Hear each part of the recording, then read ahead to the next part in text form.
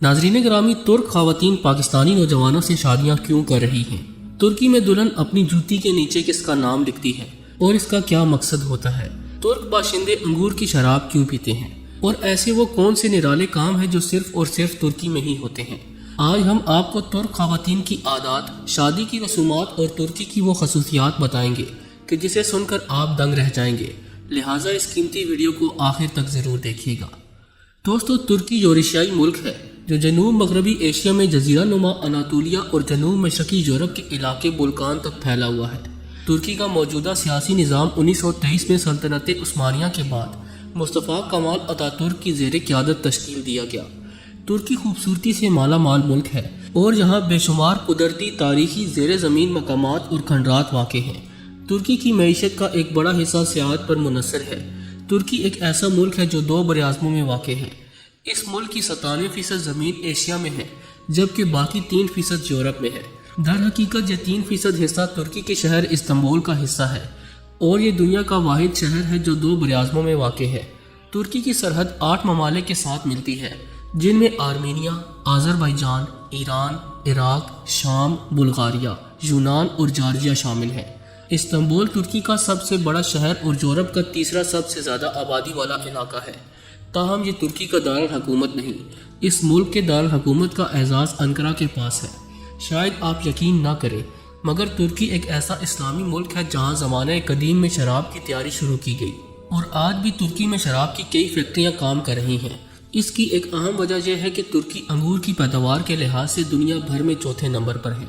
इसी वजह से यहाँ बड़े पैमाने पर अंगूर से शराब तैयार की जाती है और इसे यूरोप भेजा जाता है, जबकि कई गैर मुस्लिम जो इस मुल्क की नेशनलिटी रखते हैं वो तुर्की में सरेआम शराब भी पीते हैं। मजीद हैरत अंगेज़ बात यह है कि यूरोप में चेरी और काफ़ी मुतारिफ करवाने वाला मुल्क भी तुर्की ही है।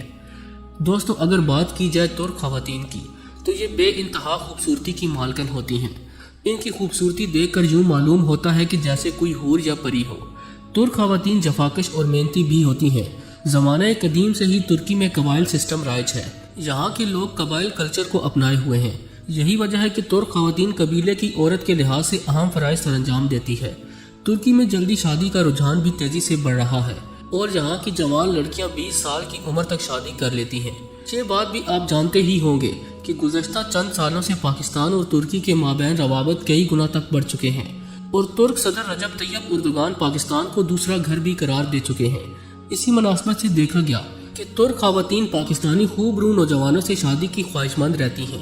कई तुर्क लड़कियां पाकिस्तान आकर ब्याह रचा चुकी हैं और अब वो पाकिस्तान में ही मुकीम हैं, जबकि पाकिस्तानी लड़के भी तुर्क खवातीन से शादी के लिए बेताब रहते हैं।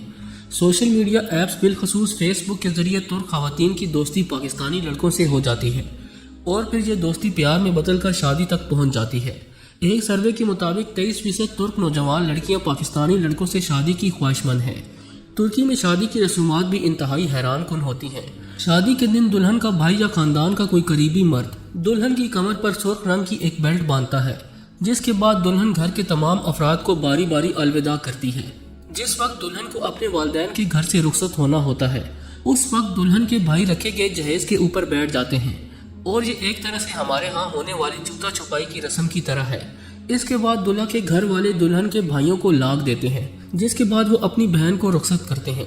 जब दुल्हा वाले दुल्हन के घर बारात लेकर पहुँचते हैं तो इनकी खातर तवाज़ो मज़ेदार काफ़ी से की जाती है, सिवाय दुल्हा के, क्योंकि दुल्हे को इसकी दुल्हन खुद काफ़ी पेश करती है जिसमें चीनी के बजाय नमक मिला दिया जाता है और दुल्हे को नमकीन काफ़ी चेहरे पर किसी किस्म के तासुरात लाए बगैर पीनी होती है। रवाज के मुताबिक ये दुल्हे की जानिब से मोहब्बत की अलामत है।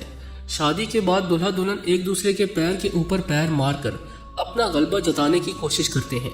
जो ज़्यादा तेज़ी से पैर के ऊपर पैर मारेगा शादी के बाद वही गालिब रहेगा। शादी से पहले दुल्हन अपनी जूतियों के नीचे अपनी गैर शादीशुदा सहेलियों और बहनों का नाम लिखती है। दुल्हन की बजाय इसकी सहेलियाँ भी अपना नाम लिख सकती हैं। जिस लड़की का नाम सबसे पहले मिट जाता है रवाज के मुताबिक माना जाता है कि अगली शादी उसी की होगी। दोस्तों, आपको ये जानकर भी हैरानी होगी कि तुर्की में 82,000 मसाजिद हैं, जिनमें से 3,000 सिर्फ इस्तांबुल में पाई जाती हैं। तुर्की के बाजार दुनिया के कदीम तरीन बाजारों में शुमार होते हैं, जिनमें ग्रैंड बाजार सरे फहरिस्त है। इस बाजार की खासियत ये है कि ये पूरा बाजार एक छत से ढका हुआ है। इस बाजार में 60 सड़कें पूरे बाजार को मिलाती हैं। ترکی کے اس گرینڈ بازار میں 4000 سے زائد چھوٹی بڑی دکانیں ہیں۔ دنیا میں ٹیولپ متعارف کروانے کا اعزاز بھی ترکی کے سر ہے۔ یہاں کے 130 سے زائد پہاڑوں کی اونچائی 9800 فٹ سے زیادہ ہے۔ ترکی کی آب و ہوا گرم ہے جو کہ فصلوں کی پیداوار کے لیے بہترین ہے۔ اس کے علاوہ مویشی اور جنگلات اس ملک کی اہم صنعت ہے۔ مختلف اشیاء کی پیداوار کے حوالے سے بھی ترکی دنیا بھر میں شہرت رکھتا ہے۔ یہ گاڑیاں، ہوائی جہاز، الیکٹرانکس، لباس اور ٹیکسٹائل کی مصنوعات نہ صرف تیار کرتا ہے بلکہ ایکسپورٹ بھی کرتا ہے۔ ترکی کی کرنسی کو ترکش لیرہ کہا جاتا ہے۔ ترکی کا قدیم ترین شہر ٹروئے نئے دور کے ترکی میں واقع ہے جسے جدید بنیادوں پر استوار کیا جا رہا ہے۔ ترکی کا سب سے مقبول ترین کھیل فٹ بال ہے، البتہ اس کا قومی کھیل کشتی ہے۔ باسکٹ بال اور والی بال بھی اس ملک کے مقبول ترین کھیل ہیں۔ ترکی سیاحوں کے درمیان بہت زیادہ مقبول بھی ہے کیونکہ یہاں کئی ایسے سیاحتی مقامات موجود ہیں جو کہ عالمی ثقافتی ورثے میں شامل ہیں۔